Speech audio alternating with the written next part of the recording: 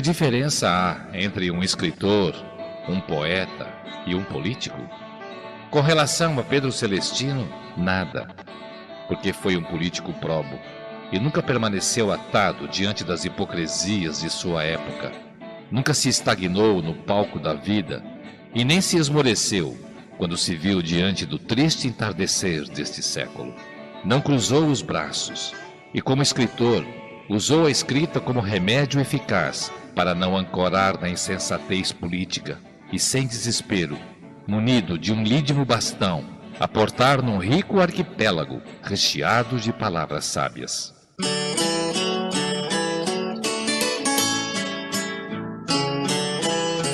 A sua palavra tinha um norte: respirar a liberdade, e este ar não desvanecer nas tribunas da vida. A sua voz ecoava como um poema, manipulando o silencioso grito das criptas do inconsciente. Seus gestos eram pura emoção que se refletiam de dentro da luz, às vezes bárbaros, às vezes inocentes, às vezes incorporados por seres extraterrestres.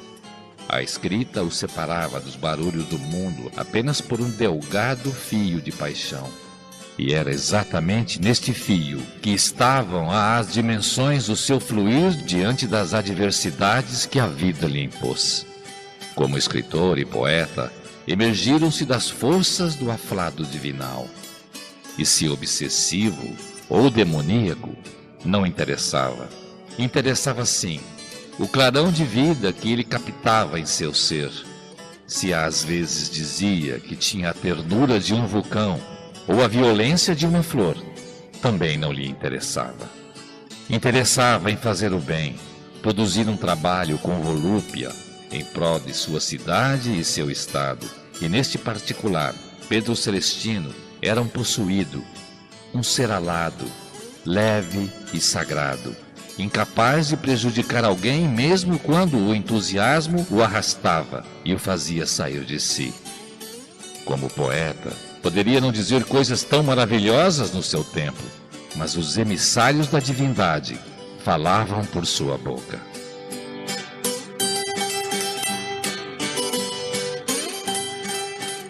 Os escritores, poetas, são seres assim, que morrem por causa de uma só vírgula, filhos do caos e da descrença, mas também ourives do artesão estético, operários da arte, de cujos alforjes emanam as músicas das palavras.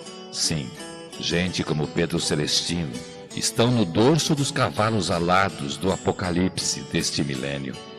Pedro Celestino nada mais era que um joalheiro do sonho, um homem maior que a medida de todas as coisas.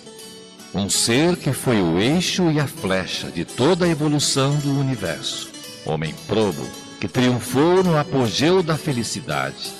Tanto que, paradoxalmente, o homem das perplexidades deste fim de século tem tempo para tudo, menos para ser feliz. Mas Pedro o foi.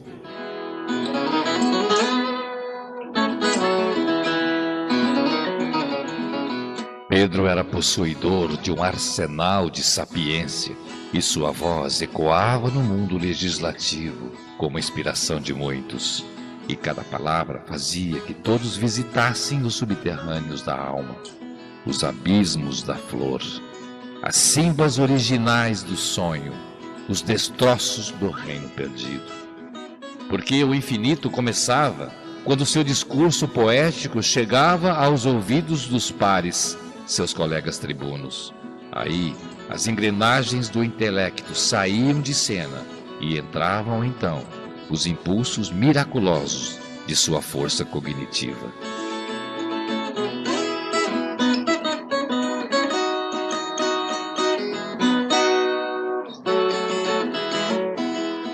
Caros confrades, amigos e amigas, os ritos impostos à exaustiva tarefa de organizar o presente documentário em memória, que nada mais é que a soma dos melhores momentos da vida do escritor, do poeta e do político, que floresceu ao longo dessas últimas 5 décadas, foram por si só árduos. mesmo porque ainda navegamos nas águas do seu aprendizado, mas com certeza gostaríamos de ser seu aprendiz.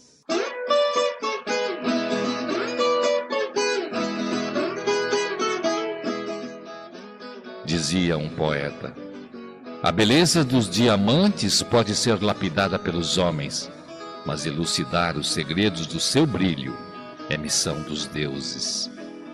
E isto nos escapa dos limites do intelecto. Quem faz gerar o lodo sobre a pedra é o tempo. Somente a ele compete joeirar tudo.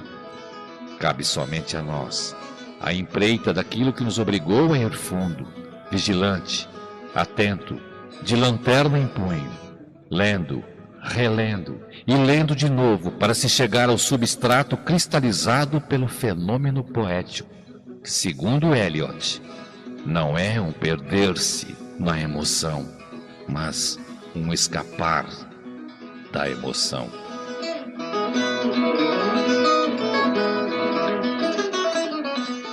Fruto de inumeráveis vitórias na política, recusamos primeiramente a política do grupismo, do assédio, do apadrinhamento, para depois, e isentos, descobrir, em meio à grande e ascendente gama de Pedro Celestino, a sua inspiração, o talento, a força e o atributo daqueles que trocam a vida por uma simples viagem aos subterrâneos do sonho em busca de fazer o bem para a sua comunidade sem olhar a quem.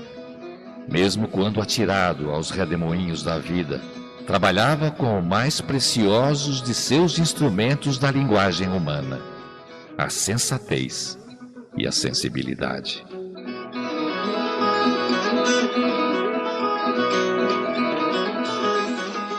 O estado de Goiás teve em Pedro Celestino da Silva Filho, professor, jornalista, advogado formado em 1958, um lídimo representante na Assembleia Legislativa e na Câmara Federal.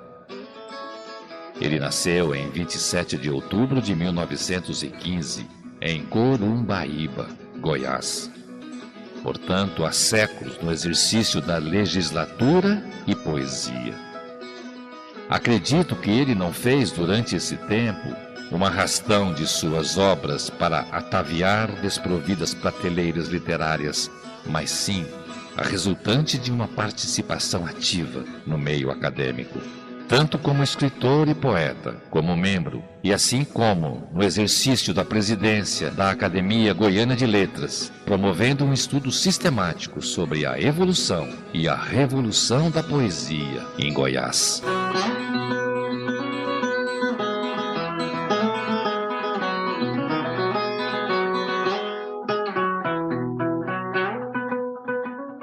Pedro Celestino da Silva Filho.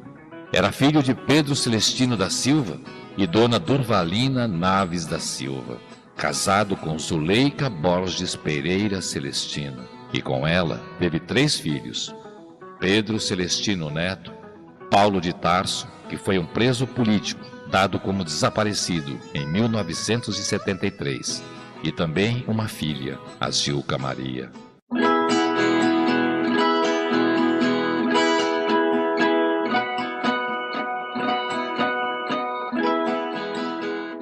Prezados confrades, amigos e amigas ora presentes nesta solenidade, o que se pretende com a elaboração desta palestra em memória ao grande baluarte da literatura de Goiás, o saudoso membro desta Academia de Letras, que trouxe durante meio século o gosto pela literatura, divulgando Morrinhos e o estado de Goiás, em outras plagas, contribuindo historicamente com a sobrevivência do canteiro literário goiano e desta cidade, no que concerne às minas da poesia.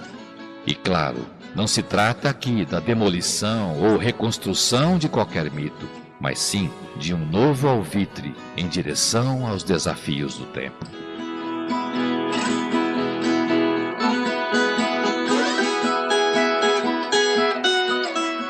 Nobres confrades, atravessei noites e dias inquieto, Durante quase um mês intensivo de pesquisa sobre a vida de Celestino Filho, como era chamado, e que ocupou a cadeira número 15 desta academia, tanto que me vi obrigado a ler de novo, preler exaustivas vezes esta extensa gama de anotações, localizar fotos antigas para, a meu modo, perceber em cada uma delas, isoladamente, trazer um grau de imaginação intelectiva e profunda, no instante mesmo em que estive possuído pelo impulso da criação.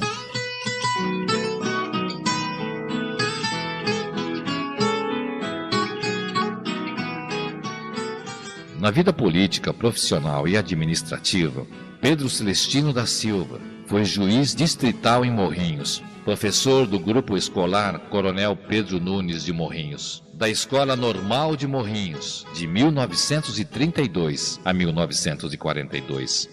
Foi secretário da Prefeitura Municipal de Morrinhos, deputado estadual pelo PSD, legislatura de 1951 a 55, de 55 a 1959 e de 59 a 63.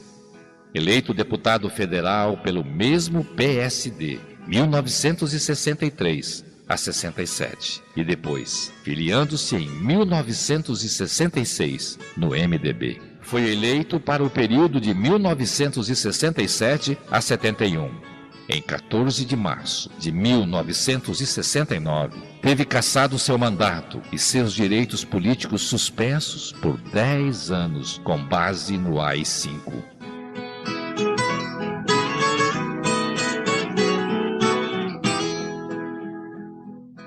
Fora da vida política, atuou no jornalismo, dirigindo o jornal O Liberal, em Morrinhos, e os jornais Diário da Tarde e O Social, em Goiânia. Foi membro da Academia Goiana de Letras, que presidiu em 1959. Membro fundador também da Academia de Letras de Brasília. Durante o período de 1983 a 1985, foi conselheiro do Tribunal de Contas do Estado de Goiás.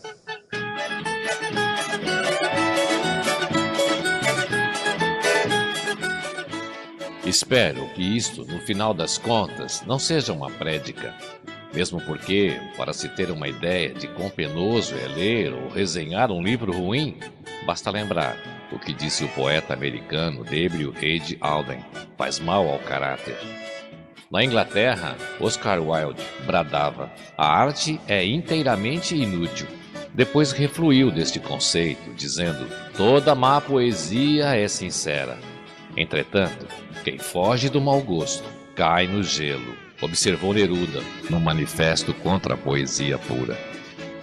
Não se faz aqui nenhum juízo de valor, nem para o bem, nem para o mal, ainda que desta vitrine das letras se tenha extraído um pouco de luz de cada poeta, como se extraiu de Pedro Celestino quando escreveu as obras poéticas intituladas Rabiscos, em 42, Motivos Sertanejos, em 48, e Rosas Atômicas, em 1977.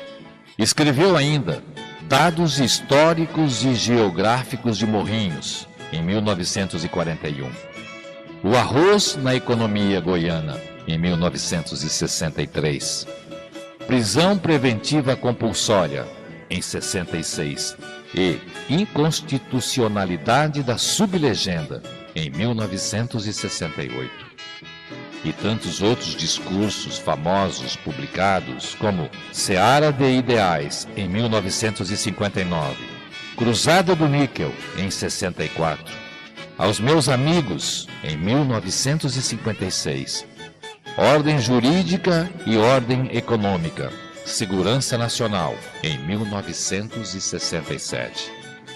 E os poemas Da Janela do Trem, em 92, e Rosas Atômicas, em 1974.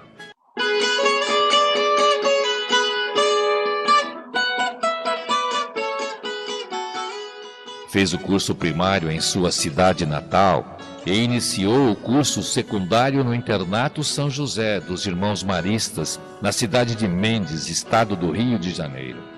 Em 1927, transferiu-se para o seminário de Bonfim, hoje Silvânia, permanecendo ali até 1930.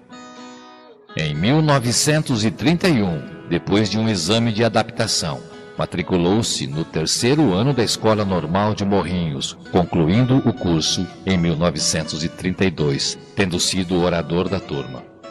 Em 1953, fez o técnico em contabilidade na Escola Técnica de Comércio do Ateneu Dom Bosco, em Goiânia, eleito também orador da turma. Bacharel em Ciências Jurídicas e Sociais, pela Faculdade de Direito da Universidade Federal de Goiás, no ano de 1958. Foi professor no grupo escolar Coronel Pedro Nunes e na Escola Normal de Morrinhos, lecionando português e francês. Juiz distrital, escrevente substituto do cartório do primeiro ofício e secretário da Prefeitura de Morrinhos. Em 1949, fundou o jornal O Liberal, em Morrinhos. Colaborador dos jornais da cidade de Araguari, o Albor e o Araguari, e do jornal Estado de Goiás, editado em Uberlândia, e, em 1967, diretor de O Social de Goiânia. Aposentou-se como conselheiro do Tribunal de Contas do Estado de Goiás.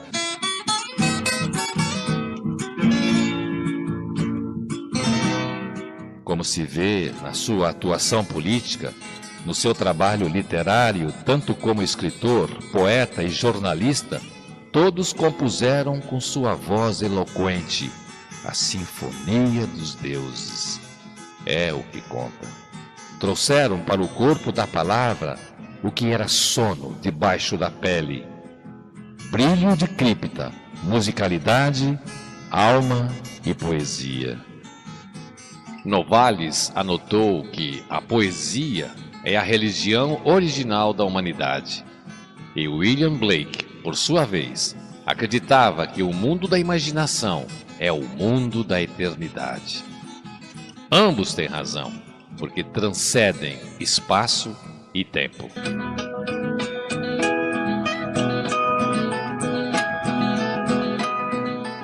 Assim, dedilhando o teclado de minhas emoções, restou-me passar aos senhores e senhoras presentes e aos acadêmicos que compõem esta Academia de Letras este pequeno resumo para compor o trabalho em memória do saudoso escritor e poeta Pedro Celestino da Silva Filho, do qual tive a honra de assumir a sua cadeira, a de número 15, de que era patrono nesta augusta Academia Morrinhense de Letras, cuja memória sabemos que estará inserida no que há de melhor na literatura goiânia e brasileira.